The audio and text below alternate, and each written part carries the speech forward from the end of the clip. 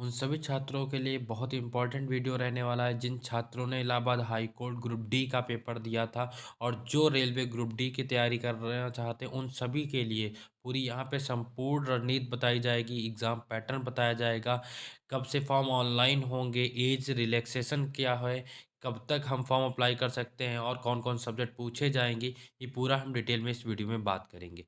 क्या Allahabad high court group D वाले छात्रों ने जिन्होंने प्री का एग्ज़ाम दिया है वे रेलवे ग्रुप डी की तैयारी कर सकते हैं, उनका एग्ज़ाम क्वालीफाई हो सकता है कि नहीं हो सकता, ये पूरा हम डिटेल में ये सारी चीज़ें आपको यहाँ पे इस वीडियो में बताने वाले हैं।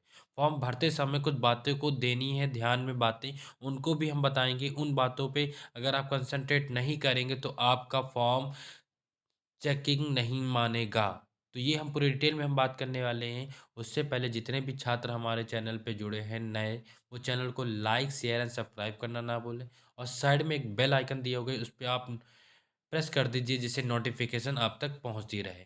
तो सबसे पहले हम बात करेंगे क्या इलाहाबाद हाई कोर्ट वाले ग्रुप डी वाले जिन्होंने प्री दिया है वो रेलवे की तैयारी कर सकते हैं? हाँ, तो कर सकते हैं। क्यों?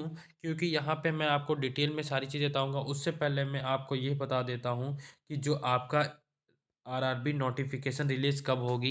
ये 23 तारीख से। 23 तारीख को एक बार नोटिफ़िकेशन आपकी 23/12 को रिलीज़ हो गई थी and start date of for offline online 23/1/2025 से 23 जनवरी से आपके फॉर्म ऑनलाइन होना स्टार्ट हो जाएँगे। लास्ट डेट रहेगी 22 जनवरी 2025 रहेगी, 22 फरवरी, ठीक है? तो आपको 23 जनवरी से आपके एग्ज़ाम फॉर्म ऑनलाइन होने लगेंगे आरआरबी ग्रुप डी के और 22 फरवरी आपकी लास्ट डेट होगी। तो यहाँ पे सबसे पहले आप सभी छात्र जिन्होंने Allahabad high court group D का प्री का पेपर दे चुके हैं, सबसे पहले उन लोगों को क्या करना है, आपको ये फॉर्म से ज़रूर फिल करना है।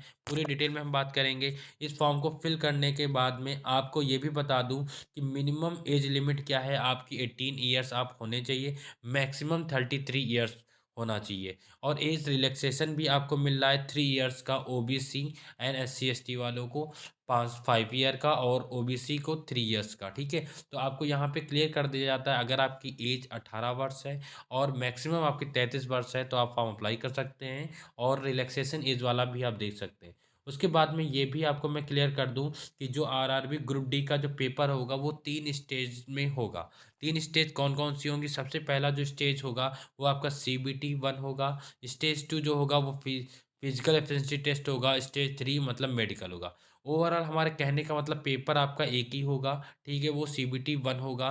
तो आपको मैं यहाँ पे देखो Allahabad high court group D का मेंस का आपका पेपर बचा हुआ और इसमें आपको एक ही पेपर इसमें भी देना है। तो वो हम सारी चीज़ें अभी सब्जेक्ट बताएँगे, पूरा प्रोसेस समझिएगा। पॉइंट ऑफ व्यू से बहुत ही इम्पोर्टेंट आपका वीडियो रहने वाला है। पहले मैं सारा प्रोसेस बता रहा हूँ, क्या-क्या प्रोसेस सिलेक्शन होंगे, ठीक है? तो 3 स्टेज आपके होंगे, तीनों स्टेजेज़ में आपका देखो जो एजुकेशन क्वालिफ़िकेशन है वो 10th है, ठीक है? अगर आप 10th किए हुए हैं, तो आप फॉर्म अप्लाई कर सकते हैं। साथ में 10th के साथ में आईटीआई कुछ पोस्ट ऐसी हैं जो जिन छात्रों ने आईटीआई किया है, तो वो अप्लाई कर सकते हैं उन पोस्ट के लिए, ठीक है? तो 10th पास हैं, वो भी अप्लाई कर सकते हैं और 10th और आईटीआई वाली कुछ पोस्ट हैं, उनको भी अप्लाई कर सकते हैं। लेकिन वो एनसीवीटी से ही माना जाएगा, तो आपको ये होना चाहिए। साथ में अब मैं आपको ये भी क्लियर कर दूँ, जो आपका आरआरबी ग्रुप डी के रिक्वायरमेंट डॉक्यूमेंट, जो इम्पोर्टेंट डॉक्यूमेंट हैं, वो आपका क्या-क्या होना चाहिए? SC ST, SCVT and NCVT ITI certificate होना चाहिए, जो भी आईटीआई की पोस्ट के लिए करना चाहते हैं। क्लास 10 सर्टिफ़िकेट होना चाहिए, ठीक है? इनकम सर्टिफ़िकेट्स होना चाहिए, फैमिली का ओबीसी, एनसीएल सर्टिफ़िकेट, ये कुछ डॉक्यूमेंट हैं, ये आपके पास होने चाहिए, ठीक है?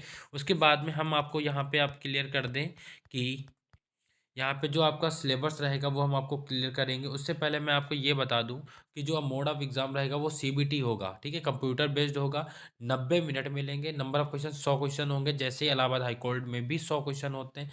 1 मार्क्स यहाँ पे एक एक क्वेश्चन के 1 मार्क्स मिलेंगे। वहाँ पे इलाहाबाद हाई कोर्ट में नेगेटिव मार्किंग नहीं थी, लेकिन यहाँ पे आपकी 1/3 नेगेटिव मार्किंग रहेगी, ठीक है? तो आपको क्लियर हो गया है, सिलेक्शन प्रोसेस कंप्यूटर बेस्ड आपका एग्ज़ाम होगा, ये भी बता दिया गया। सब्जेक्ट यहाँ पे कौन-कौन से पूछे जाएँगे मैं आपको बता दूँ। आपका देखो मैथ पूछा जाएगा, मैथ के 25 क्वेश्चन। अब मैं आपको बताता हूँ यहाँ पे रेलवे ग्रुप डी का पहला आपका जो पेपर होगा, ठीक है? ठीक है? एक ही पेपर होता है, वो भी मैथ। ये सारे सब्जेक्ट पूछे जाएँगे, उसमें मैथ 25 मार्क्स की आएगी, general awareness current affair 20 marks के, जनरल साइंस 25 मार्क्स की, रीज़निंग आपकी 30 मार्क्स की आएगी। अब यहाँ पे मैं क्लियर ये करना चाहता हूँ कि अगर आप mains Allahabad high court group D की तैयारी कर रहे हैं, तो आपको देखो मैथ पढ़नी पड़ेगी, मैथ वहाँ यहाँ, तो मैथ का आप पढ़ेंगे तो आपका ये दोनों की तैयारी होगी। साथ में आप जनरल नॉलेज जीएस इसमें भी पढ़ेंगे, उसमें भी पढ़ेंगे, तो जीएस पढ़ेंगे। साथ में जनरल साइंस जो है वो एक्स्ट्रा है, तो इसका ये भी फ़ायदा मिलेगा, 1-2 क्वेश्चन आपको इसमें मिल जाएँगे। तो इसके साथ में आपने ये तैयारी करना है। जनरल अब साइंस आपको एक्स्ट्रा पढ़ना पड़ेगा और रीज़निंग पढ़ना पड़ेगा और उसमें आपको इंग्लिश और हिंदी पढ़ना पड़ेगा। तो 2 सब्जेक्ट हैं लेकिन 2 सब्जेक्ट तो कॉमन है, तो ये भी तो होगा एक साथ आपके 2-2 एग्ज़ाम क्लियर होंगे। तो आपको यही करना है कि एक आपका जो मेन एग्ज़ाम है वो आपका तो है ही है, समझ लो अब मेंस तो आप निकाल लेंगे अगर तैयारी में लगे हैं, साथ में आपका ग्रुप डी भी तो क्वालीफाई होगा और आपका अच्छा खासा टाइम भी मिल रहा है। तो अपनी तैयारी में लग जाएँ अभी से और आपका पूरा प्रोसेस बता दिया गया है कि क्या-क्या चीज़ें आपको करनी होंगी, ठीक है? देखो सिलेबस पूरा बता दिया गया है और एज लिमिट बता दी गई है और कब से फॉर्म ऑनलाइन होंगे, लास्ट डेट बता दी गई, सारी चीज़ें क्लियर कर दी गई हैं। तो आप सभी छात्र आरआरबी ग्रुप डी का फॉर्म अप्लाई करें और अपनी तैयारी में लग जाएँ, ठीक है? अगर ये वीडियो आपको अच्छी लगी हो तो ज़्यादा इसको share and like and subscribe करना ना भूलें। नमस्कार दोस्तों, धन्यवाद।